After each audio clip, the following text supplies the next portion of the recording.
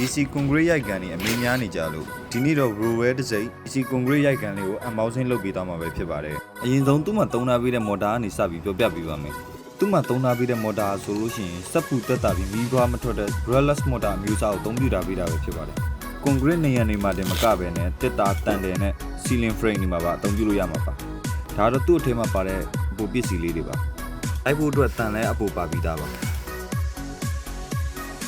အရှိရနော်ဆယ်ကောင်းနေဆိုလို့ရှိရင်လည်း size စုံပါပါတယ်ဒါကတော့24 4A ချာဂျင်ကောင်းလေးပါ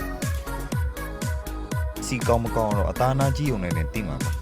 ကျွန်တော်တို့ဆိုင်မှာမိတ်ဆွေလိုချင်တဲ့ဘာပစ္စည်းမဆို 50% ဆေးရန်ချပြီးတာနဲ့ order နဲ့မှာပေးနေပါတယ်ဒါကတော့24 5A ဘက်ထရီလေးပါဘက်ထရီကိုအားပြည့်သွင်းထားမယ်ဆိုလို့ရှိရင်တန်အချက်ကြီး950ထိရိုက်လို့ရပါတယ်ဂန်းရဲ့ကြည်အိမ်မှာဆိုလို့ရှိရင်တန်ချောင်းကြီး34ချောင်းအထိစန့်ပါတယ်